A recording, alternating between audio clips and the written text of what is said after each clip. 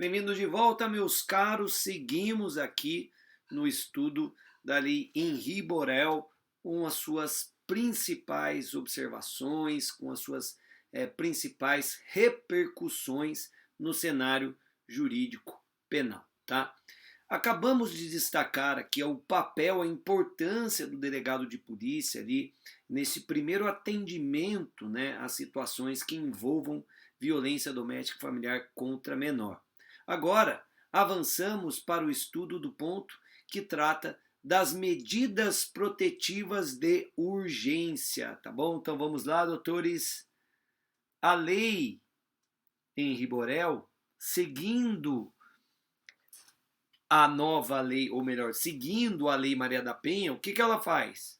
Ela também prevê a possibilidade do decreto de medidas protetivas de urgência, que são medidas de natureza cautelar e que têm por objetivo evitar a reiteração de violências contra menores de idade no ambiente doméstico familiar, tá? Então, nos termos dos artigos 20 e 21 da nova lei, são cabíveis, basicamente, as mesmas protetivas ou as mesmas medidas protetivas de urgência da Lei Maria da Penha, tá? Então, de forma ilustrativa, pode voltar comigo. O que a lei prevê ali?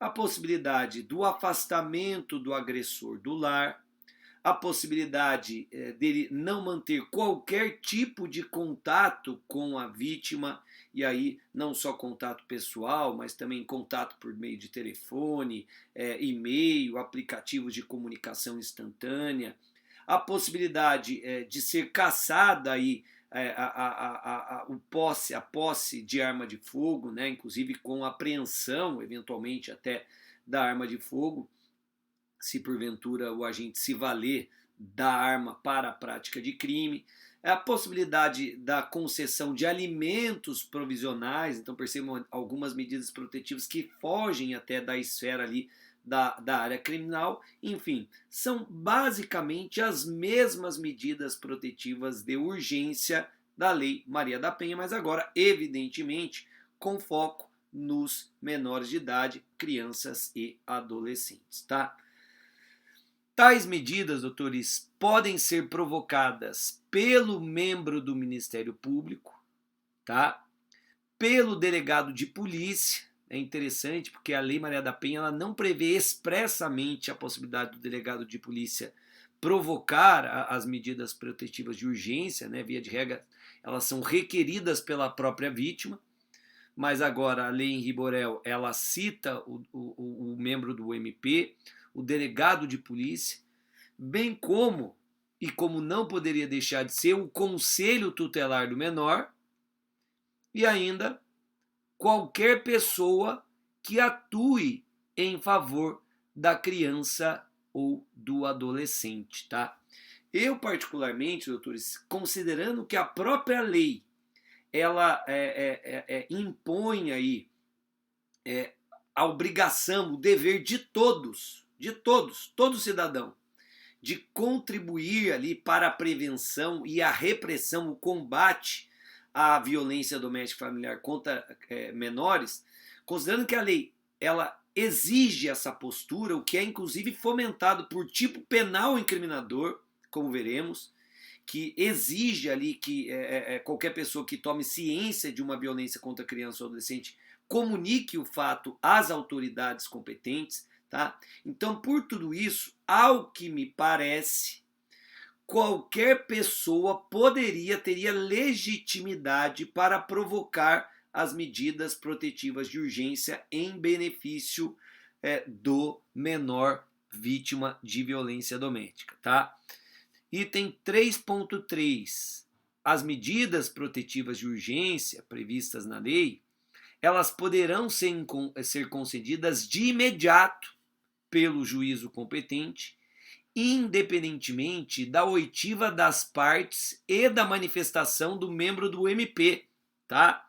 Então percebam que aqui, no intuito de viabilizar uma pronta resposta do Poder Judiciário, concedendo a medida protetiva de urgência, o juiz ele não vai precisar promover eventual contraditório, né, para, inclusive notificando o sujeito objeto da medida para que ele se manifeste, enfim, possa contribuir para a formação da convicção do juiz. O juiz pode decretar sem ouvir a parte contrária ou qualquer outra pessoa e, inclusive, não precisa abrir vista ao membro do Ministério Público. Não é o melhor cenário, é sempre impertinente que o membro do Ministério Público ele se manifeste, que ele dê ali seu parecer, mas a lei autoriza que o juiz possa deliberar e conceder as medidas protetivas mesmo sem a manifestação do Ministério Público, tá? Item 3.4. Em qualquer fase da investigação ou instrução processual, caberá a prisão preventiva do agressor, mediante requerimento do MP e representação do delegado de polícia, tá? Torres, aqui só uma observação, porque essa previsão, ela também consta na Lei Maria da Penha, se não me engano, lá no artigo 20. E, de fato, o que a lei destaca aqui? Olha, a prisão preventiva do agressor é possível, seja na fase de investigação, seja na fase processual. Porém, a gente precisa compreender que não se está criando aqui uma nova possibilidade, um novo fundamento de prisão preventiva, não. A gente precisa observar, para que seja decretada esta medida extrema, os requisitos, os fundamentos, as condições de admissibilidade lá do artigo 312, ou dos artigos 312 e seguintes do Código de Processo Penal, tá? Lembrando o caráter subsidiário da prisão preventiva, que só deve ser adotada em último caso, quando as demais medidas cautelares não forem suficientes. E aqui, notadamente, na hipótese de eventual descumprimento de medida protetiva de urgência, sem dúvida nenhuma, o juiz pode, né, mediante provocação, decretar a prisão preventiva do agressor, tá bom?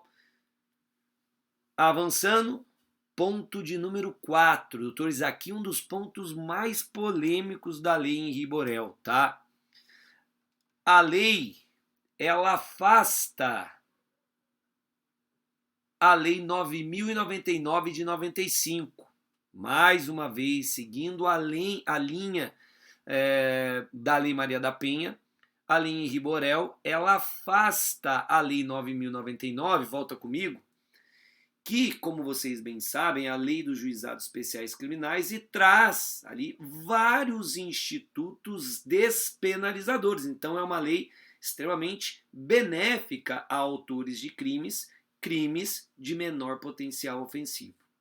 Então a lei Henri Borel, na linha da Lei Maria da Penha, ela diz, olha, aos crimes, vamos lá, aos crimes cometidos contra a criança e o adolescente, independentemente da pena prevista, ou seja, pode ser uma infração de menor potencial ofensivo ou não, não se aplica a Lei 9.099 de 95, tá? Ocorre, doutores, que vejam, este parágrafo primeiro, ele foi trazido pela Lei Henri Borel e acrescentado ao artigo 226 do ECA, que diz o seguinte: aplicam-se aos crimes definidos nesta lei, qual lei? O ECA, tá? As normas da parte geral do Código Penal e, quanto ao processo, as pertinentes ao Código de Processo Penal. É um costume do legislador reforçar em legislações extravagantes que, subsidiariamente, naquilo que não conflitar com a previsão específica, né, aplicam-se aí as normas do Código Penal e do Código de Processo Penal aos crimes praticados no âmbito do Estatuto da Criança e do Adolescente. Pois bem, em complemento, reforço, vem o parágrafo 1º, acrescentado ao 226 pela Lei Henri Borel, e diz que aos crimes cometidos contra criança e adolescente, independentemente da pena, não se aplica a Lei 9.099. Diante desse cenário, doutores, surge a dúvida. qual o âmbito de incidência da norma acrescentada ao artigo 226 do ECA? Volta comigo. Será que esse afastamento da Lei 9.099, a proibição da Lei 9.099 com todos os seus benefícios, né? Lavratura de termo circunstanciado nas hipóteses flagranciais, transação penal, composição civil dos danos, sursi processual, será que esses benefícios só se aplicam aos crimes previstos no Estatuto da Criança e do Adolescente ou eles se aplicam a todos os crimes praticados contra criança e adolescente no âmbito doméstico ou familiar, tá? Já vislumbro duas correntes. Uma primeira corrente vai defender o seguinte, olha, tendo em vista que o caput do artigo 226 só se refere aos crimes do ECA, o novo parágrafo primeiro não pode ser interpretado de maneira equidistante, como se estivesse numa ilha. Então, a interpretação deve ser sistemática.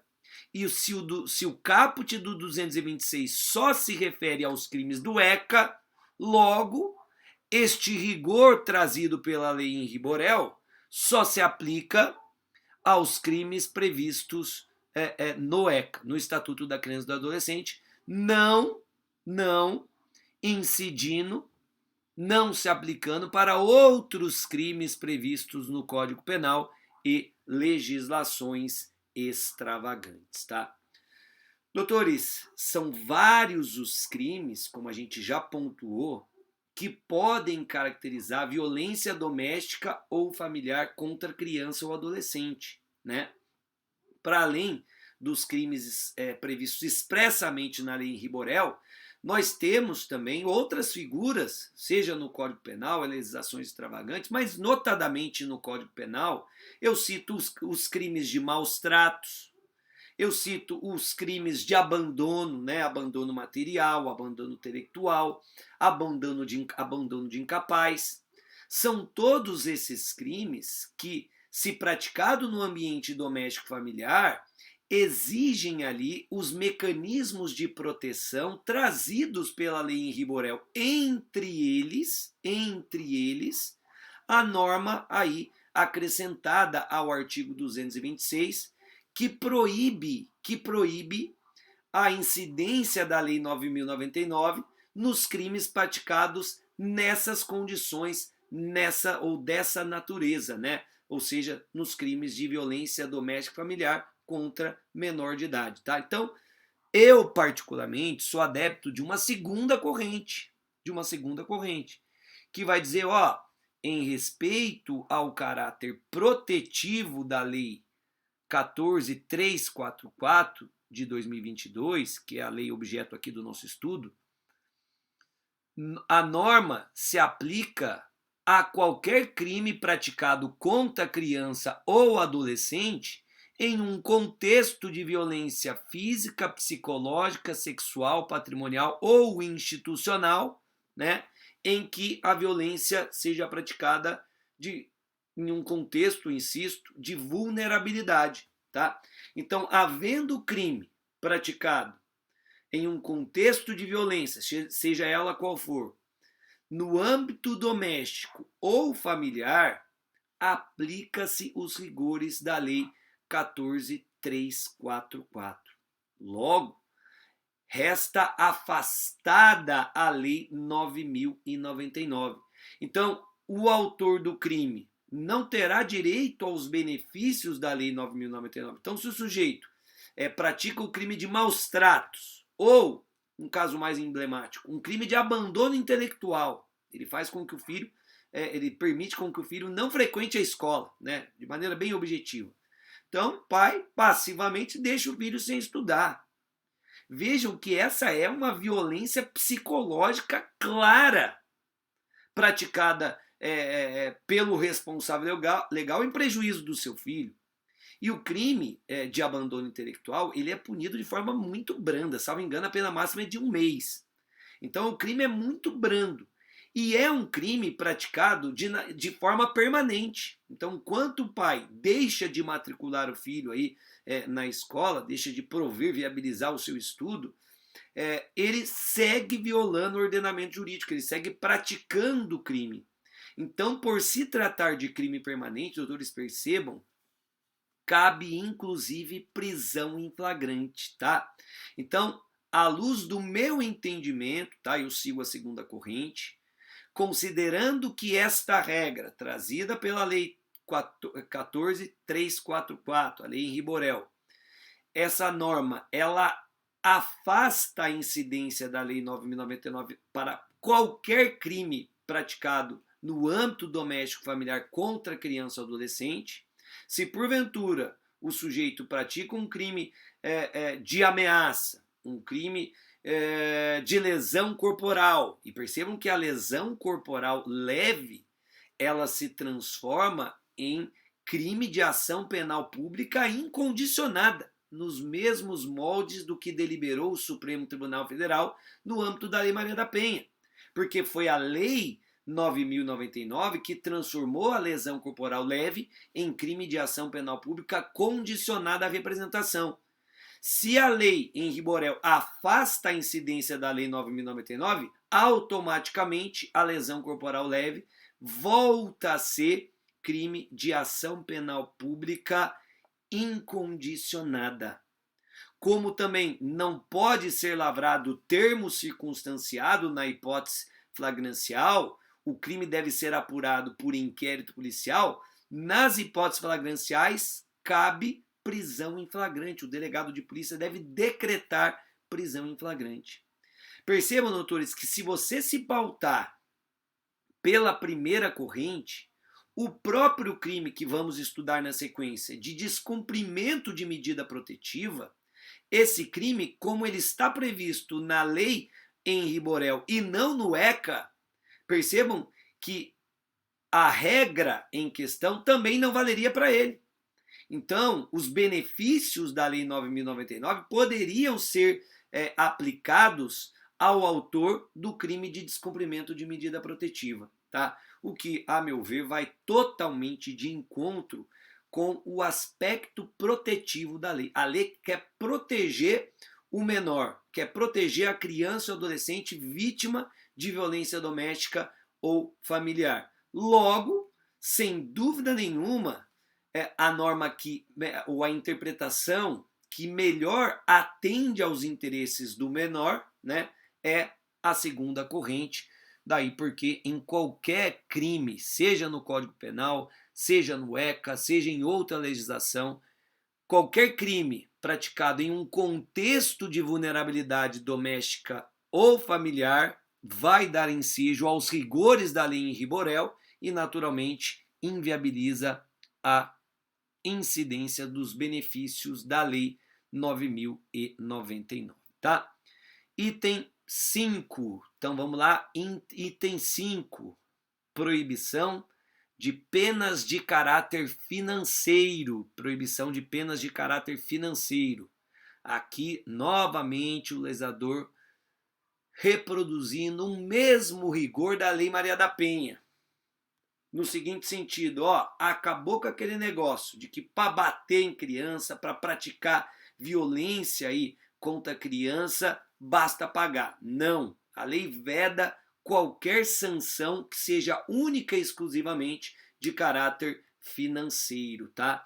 Então, a lei Henri Borel acrescenta ao mesmo artigo 226 do ECA o parágrafo 2º, dizendo que nos casos de violência doméstica e familiar contra a criança e o adolescente, percebam, doutores, que aqui o dispositivo reforça a nossa tese, né? O que importa é verificar a ocorrência de violência doméstica e familiar contra a criança ou adolescente. É esse o contexto de vulnerabilidade que dá ensejo aos rigores da Lei Henri Borel. Então, uma vez verificado o crime nessa circunstância, é vedada a aplicação de penas de cesta básica ou de outras de prestação pecuniária, bem como a substituição de pena que implique o pagamento isolado. Cuidado, não é que não cabe pena de multa, cabe, mas só não se admite a pena que implique no pagamento isolado de multa, tá? Então aqui também nenhuma novidade se compararmos com a Lei Maria da Penha.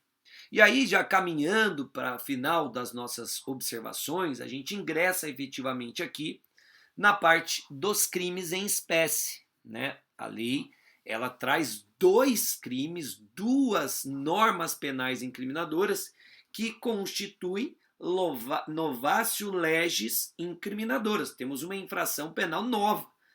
A lei inova aqui criando duas figuras penais. Daí porque, em respeito ao princípio da legalidade e da irretroatividade, evidentemente que os crimes só podem ser punidos as condutas praticadas após a vigência da lei Henri Borel. Tá? Então vamos lá.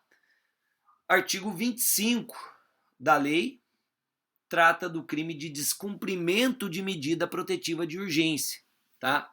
Pune muito semelhantemente à figura do artigo 24A lá da Lei Maria da Penha, a conduta de descumprir decisão judicial que defere medida protetiva de urgência prevista nesta lei, tá? Prevista nesta lei. Pena de detenção de 3 meses a 2 anos. Então aqui percebam que, teoricamente, temos uma infração de menor potencial ofensivo. Infração que admitiria, por exemplo, volta comigo um segundinho, os benefícios previstos na Lei 9.099. Na hipótese de investigação ou flagrante delito, poderia ser lavrado termo circunstanciado. O autor do crime poderia ser beneficiado com a transação penal, com a composição civil, poderia ser beneficiado com o sursi. Então vejam que, se você entender que a regra trazida pela lei Henri Borel, afastando a lei 9.099, só vale para os crimes do ECA, então esta figura penal, o autor desse crime, poderia aí ser beneficiado com todos os institutos despenalizadores lá da lei 9.099, tá? E aí, inclusive, haveria a possibilidade de lavratura de termo circunstanciado e não de auto de prisão em flagrante.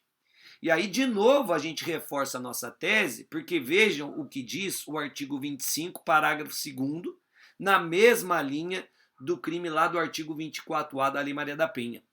Na hipótese de prisão em flagrante, apenas a autoridade judicial poderá conceder fiança. Doutores, esse crime do artigo 25 é inafiançável na esfera policial. O delegado de polícia não pode conceder fiança, somente a autoridade judicial. Então, se trata de crime inafiançável na esfera judicial, é evidente que não se pode admitir a substituição do auto de prisão em flagrante pela lavratura do termo circunstanciado, tá, doutores? Para mim, muito claro esse entendimento. A gente precisa fazer uma interpretação sistemática do ordenamento jurídico como um todo e buscar, inclusive e sobretudo, o espírito da lei, tá? Vamos aos principais comentários do tipo, tá? Primeiro, bem jurídico tutelado.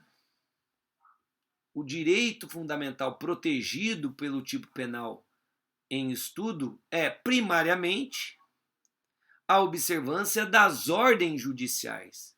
O que se quer coibir aqui é o descumprimento de uma ordem judicial, reforçando o respeito às ordens judiciais. Daí porque o que se tutela aqui, primariamente, é a administração da justiça. Secundariamente, contudo, é inegável que também busca-se tutelar a integridade física e psicológica dos menores de idade, tá? Há quem entenda aqui que por ser aqui o bem jurídico a administração da justiça, e não ali a integridade física e psicológica da vítima, do menor, né, do adolescente, o crime viabilizaria sim os benefícios da Lei 9.099. Ó, se a vítima, como veremos aqui, não é aquele que é beneficiado com a medida protetiva, se a vítima é o Estado e não a pessoa, né, que teve o benefício da medida protetiva, então, se a vítima é o Estado, não há que se falar aqui numa consequência ali, numa conduta que traga prejuízo à criança ou adolescente, logo não tem por que afastar os benefícios da Lei 9.099. Doutores, discordo frontamente desse entendimento, porque a conduta de descumprir uma medida protetiva de urgência, por mais que ela de fato lese ali a administração da justiça, ela ofenda ali o respeito às ordens judiciais, secundariamente, de forma muito objetiva, ela também lesa os interesses do menor. Eu defendo que esse descumprimento de medida protetiva, seja no âmbito da Lei Maria da Penha ou no âmbito da Lei Henri Borel, esse descumprimento ele representa uma forma de violência psicológica.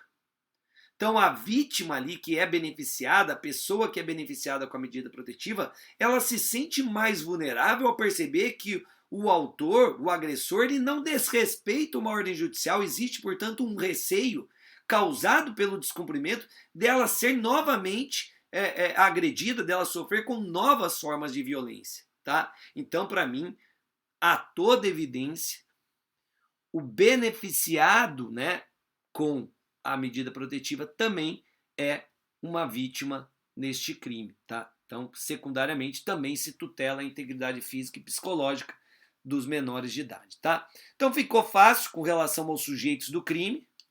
A vítima é primariamente o Estado, mas secundariamente a criança ou o adolescente. Tá?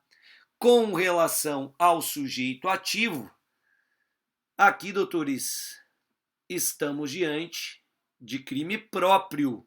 Tá? Então, estamos diante de crime próprio, que só pode ser praticado pela pessoa contra a qual recai aí a obrigação de cumprir a medida protetiva de urgência. Tá? Então, só pode ser autor desse crime a pessoa que tenha decretada em seu prejuízo a medida protetiva de urgência.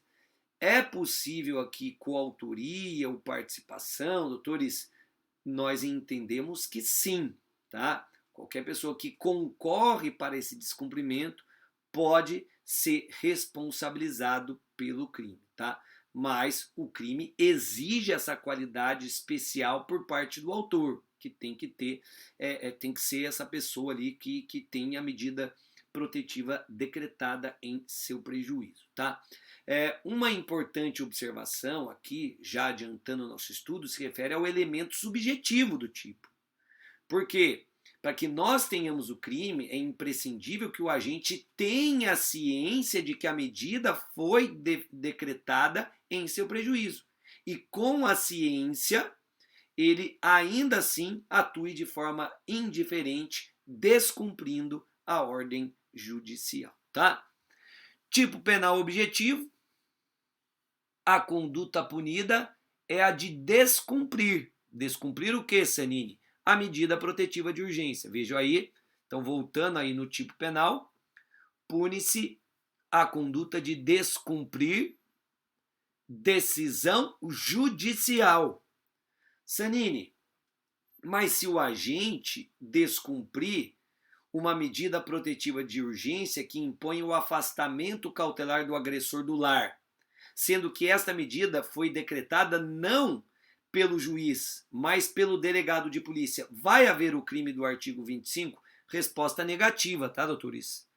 O tipo penal, em respeito ao princípio da legalidade, a resposta só pode ser a negativa, porque o tipo penal, ele menciona o descumprimento de decisão judicial e não de decisão da autoridade policial, tá? Então, somente o descumprimento de uma decisão judicial que defere medida protetiva é que pode dar ensejo ao crime, tá?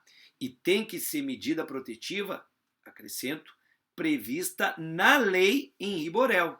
Então, se porventura o juiz decreta uma medida cautelar lá do artigo 319 do Código de Processo Penal, doutores, como essa medida cautelar ela não está prevista na lei em riborel, não há que discutir, não há que se cogitar no crime do artigo 25 da nova lei, tá?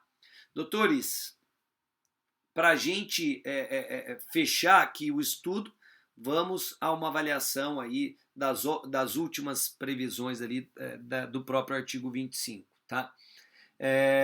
Diz o parágrafo 1º, a configuração do crime independe da competência civil ou criminal do juiz que deferiu a medida, então pouco importa se é o juiz criminal ou o juiz civil. E parágrafo 3º, o disposto neste artigo não exclui a aplicação de outras sanções penais cabíveis, tá? Só ficou faltando realmente, para a gente fechar o tipo aqui, mencionar que a tentativa, ao menos em tese, ela é possível, então é perfeitamente possível a tentativa, e como nós já destacamos, o crime é punido a título de dolo, tá? O crime é punido a título de dolo, direto ou eventual, sendo necessário o conhecimento do agente de que tenha sido decretada a medida protetiva de urgência. Doutores, pouco importa que o agente tenha se aproximado da vítima para lhe entregar um presente.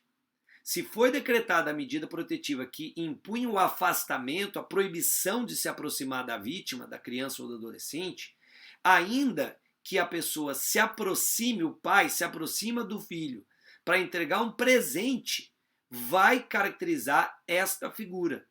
Por obviedade, se ele descumpre a medida protetiva e ainda pratica uma nova violência, vai existir ali um concurso de infrações penais. Vamos supor que ele pratica ali uma ameaça e também descumpriu, vai responder pelo artigo 25, em concurso com o crime de ameaça. Tranquilo? Vamos avançar. Última figura, artigo 26. Aqui eu vou ser bem objetivo, acho que eu nem coloquei aqui, doutores, muitos detalhes, né? Até coloquei, mas eu gosto de comentar direto no tipo penal. Pune-se a conduta de deixar de comunicar à autoridade pública a prática de violência, de tratamento cruel ou degradante, ou de formas violentas de educação, correção ou disciplina contra criança ou adolescente, ou o abandono de incapaz. Vejam a preocupação da lei sempre naquela linha que a gente vem defendendo, autores. Veja a preocupação da lei com o crime de maus tratos, que a toda evidência representa uma violência doméstica e familiar, com os crimes de abandono, e aqui citado expressamente o abandono de incapaz. Então, eu não posso crer que as figuras penais que impliquem, que resultem em violência doméstica ou familiar contra criança ou adolescente, admitam os benefícios da Lei 9.099, que é uma lei, insisto, que traz muitos institutos despenalizadores e que ela, justamente por isso, não é compatível com o rigor que busca o legislador na lei em riborel, com o intuito de proteger crianças e adolescentes. Tá? Então, comentários sobre esta figura. Primeiro, a pena de detenção de 6 meses a 3 anos.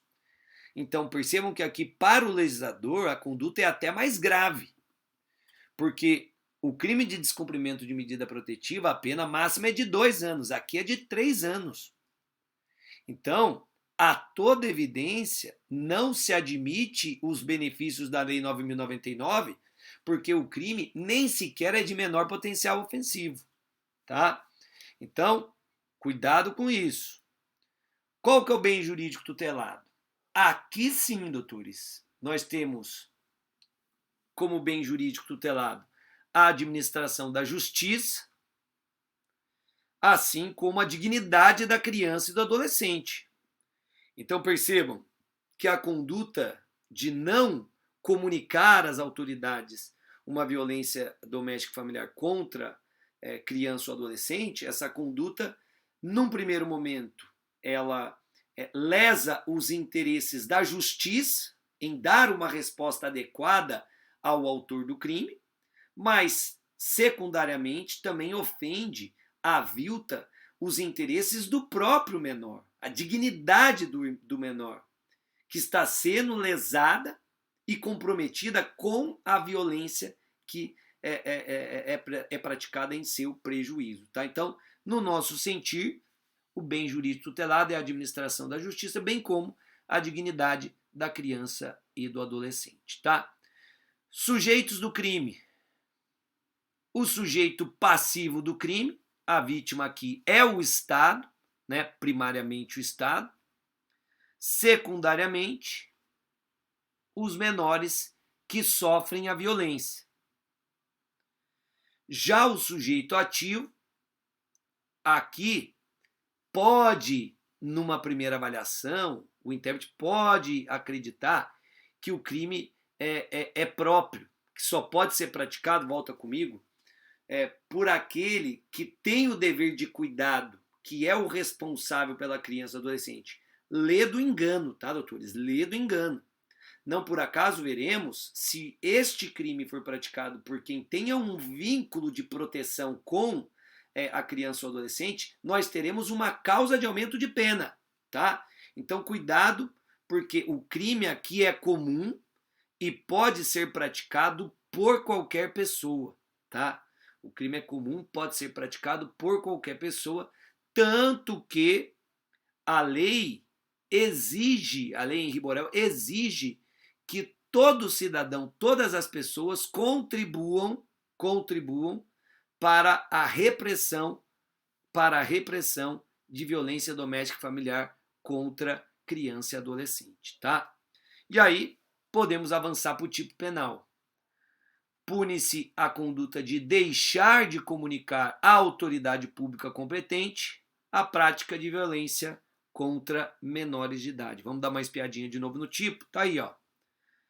Trata-se de um crime omissivo, uma norma, portanto, mandamental, por meio da criminalização dessa conduta. O que o Estado quer é buscar fazer com que todas as pessoas comuniquem às autoridades a prática de violência, de tratamento cruel, degradante ou formas violentas de educação, correção ou disciplina, né, que dá ensejo ao crime de maus tratos contra criança ou adolescente, ou o próprio abandono de incapaz. Então aqui a gente tem uma regra mandamental que se impõe a toda a sociedade, né, toda pessoa capaz, né, que tem o dever de comunicar às autoridades a prática de uma violência contra criança ou adolescente. Então, aquele vizinho que percebe os maus tratos, aquele vizinho que percebe o abandono intelectual, aquele vizinho que percebe ali agressões rotineiras do pai, da mãe contra o filho, aquele vizinho, ele tem o dever de comunicar às autoridades, ele tem que ir na delegacia e comunicar o fato. Ele precisa dar ciência da violência que está sendo perpetrada. E se restar comprovada, é de difícil comprovação, né? Mas se restar comprovada a sua omissão, tá aí, ó, vai responder pelo crime do artigo 26 da lei Henri Borel, punido com pena de detenção de 6 meses a 3 anos, tá? Para fechar, volta comigo um segundinho. Elemento subjetivo do tipo. O tipo é punido a título de dolo, né? Evidentemente, não há que se cogitar aqui na figura culposa. E por se tratar de crime omissivo, não cabe a tentativa, tá? Voltando aqui à figura do artigo 26, parágrafo 1º, como a gente já havia alertado, a pena é aumentada de metade se a omissão resulta em lesão corporal de natureza grave, incluindo aqui a lesão de natureza gravíssima, evidentemente, e triplicada se da omissão resulta a morte, tá? Se da omissão resulta a morte. Parágrafo 2º, aplica-se a pena em dobro se o crime é praticado por ascendente, parente consanguíneo até 3º grau, responsável legal, tutor, guardião, padrasto ou madrasta da vítima, tá? Então, doutores, percebam que aqui esse ponto me parece um pouco polêmico. Eu ainda confesso que preciso refletir melhor sobre isso. Por quê? Primeiro, uma coisa fica clara: o crime é comum, pode ser praticado por qualquer pessoa.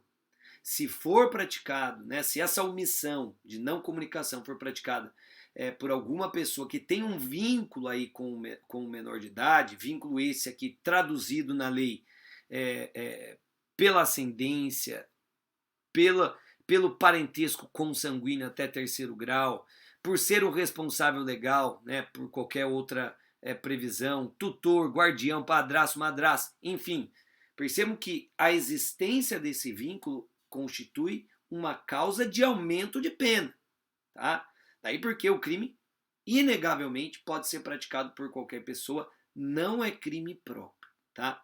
Ocorre, doutores, que vamos supor que uma criança esteja sendo ali objeto de tortura. Então ela está sendo torturada rotineiramente. Eu vislumbro que a babá, a empregada doméstica, por exemplo, que está lá todo dia e vira e mexe, tem a guarda do menor, a babá, se ela não comunica o fato às autoridades competentes, ela responde pelo artigo 26 com essa causa de aumento de pena. Tá? Com essa causa de aumento de pena. Agora, percebam, no caso da genitora, a genitora não comunica. Me parece que ali, doutores, a depender do contexto, ela responde pelo próprio crime, objeto da sua omissão, né? Porque a partir do momento que você tem esse vínculo de proteção com a vítima, você tem o dever legal de evitar a prática do crime. Então você está ali na condição de garantidor. Você tem que garantir que o bem jurídico não seja lesado. E ao omitir, você concorre para o próprio ato, para o próprio crime. Então, aqui eu fico meio na dúvida sobre a incidência dessa majorante aqui, porque a depender do caso concreto, o agente que se omitir, ele responde pelo próprio crime decorrente da sua omissão, né? Então, o sujeito está sendo agredido. Então, o pai que tortura, vamos no caso do Henri Borel.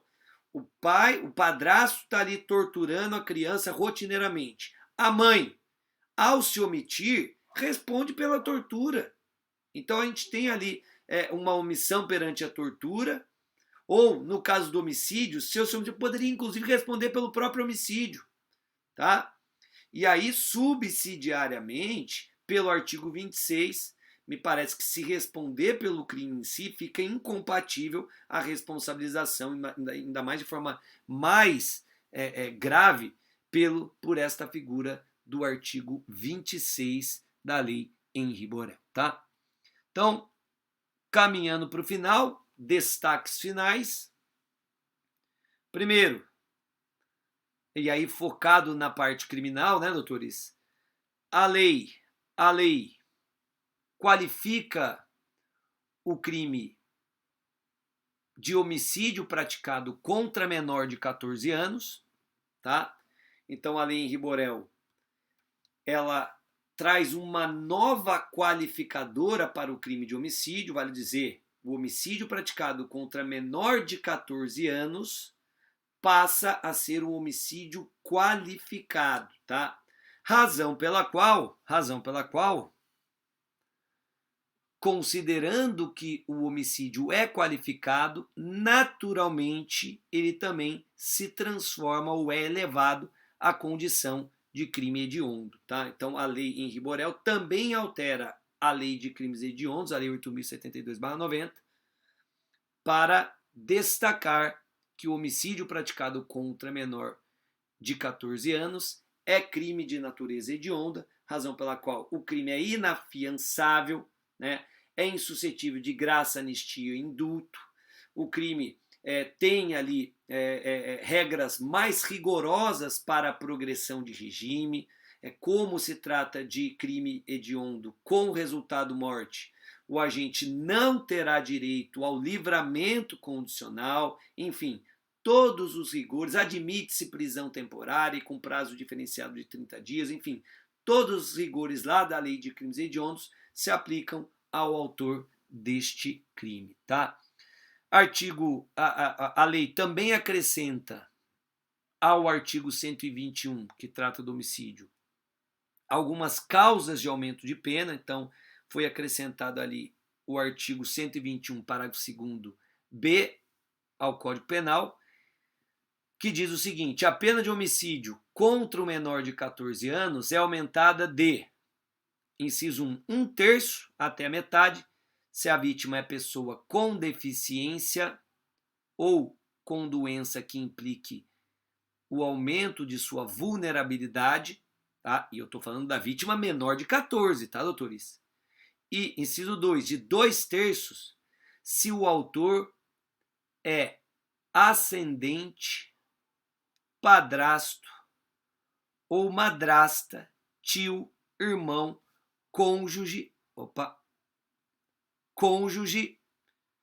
companheiro, tutor, curador, preceptor ou empregador da vítima ou, por qualquer outro título, tiver autoridade sobre ela, tá? Então, uma causa de aumento bem ampla e bem rigorosa, tá?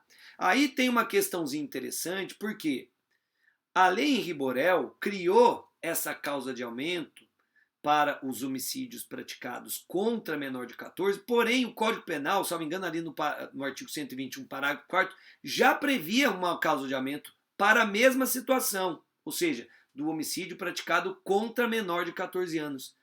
Então, será que houve uma incongruência? Não me parece, tá? Não me parece. Por quê? Essa causa de aumento, trazida pela lei Henri Borel, ela se aplica especialmente para o caso de homicídio praticado no âmbito da violência doméstica e familiar. Porque é possível que um menor de 14 anos seja assassinado, seja vítima de um homicídio, por uma questão, por exemplo, relacionada ao tráfico de drogas. Eu, certa vez, trabalhei num homicídio em que o autor ele foi até a casa de um rival do tráfico de drogas, matou a mulher e matou o filho, que tinha, salvo engano, uns 4 anos de idade. Então, matou a mulher do seu rival e matou o filho. Então, matou um menor de 14 anos. Vai incidir essa regra do artigo 121, parágrafo 2º B? Não. Porque essa regra específica, ela vale para o homicídio praticado no âmbito doméstico familiar. Então, para esse exemplo que eu acabei de dar, vai valer a regra do artigo 121, parágrafo 4º, tá? Então, aí pouco importa. O que importa é a vítima ser menor de 14. Pouco importa se houve violência doméstica ou familiar. Isso não é relevante, tá? Outra questão interessante que a gente não pode esquecer é que, se, por exemplo, o homicídio, ainda que praticado contra criança e adolescente no âmbito doméstico familiar, se houve também uma forma de execução, um motivo torpe, vamos pensar que foi praticado por um motivo torpe, tá?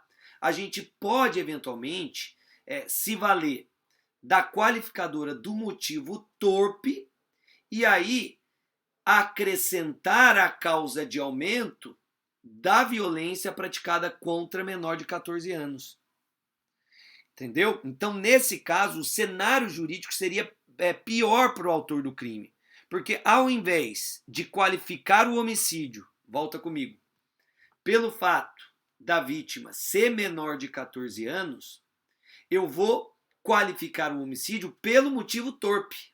Então, homicídio qualificado pelo motivo torpe, e aí eu aplico a causa de aumento de pena do artigo 121, parágrafo 2º B, que, insisto, só vale para o homicídio praticado aí no âmbito doméstico e familiar. Tranquilo?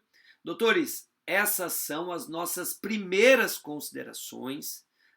Eu gravo esse vídeo aqui, acabou de sair a lei. Então, obviamente, a gente ainda precisa refletir mais sobre isso, mas no intuito de poder trazer algumas ideias, já trazer considerações, promover o debate, a gente já saiu na frente, expôs as nossas primeiras impressões aqui e, obviamente, agora a gente vai estudar melhor o caso, vamos ver o que a doutrina vai reforçar sobre isso, o que a jurisprudência vai pontuar e, eventualmente, a gente, obviamente, não quer aqui ser o dono da razão, se eventualmente alguma constatação não foi correta, a gente vai refletir melhor e podemos mudar de ideia, né? Por isso que é bom sempre, quanto mais a gente estuda, mais a gente pode formar a nossa convicção, seja de um lado, reforçando as impressões iniciais, seja para que a gente mude de opinião, tá bom? Mas tá aí, lei que no frigir dos ovos, por mais que ela reproduza mais do mesmo, por mais que ela tenha assim, essa pecha do direito penal simbólico, é uma lei pertinente porque os mecanismos de proteção e os rigores nela previstos servem sim para intimidar e para desestimular a prática de violência doméstica ou familiar contra criança e adolescente. Se ela, de fato, vai trazer os resultados esperados ou não, a gente precisa aguardar. Mas, por hora, me parece que o diploma normativo é bem-vindo e que agora a gente possa, após o período inicial de vacácio, aplicá-la com o rigor necessário e que assim, cada vez mais, as nossas crianças, os nossos adolescentes possam se desenvolver e crescer dignamente, né? E não ficarem reféns de canalhas, né? De criminosos que se valem, né, dessa relação de responsabilidade para acabar praticando todas as formas de violência e abuso contra essas pessoas, tá bom? Então por hoje é só, doutores. Um grande abraço, fiquem com Deus e tchau, tchau.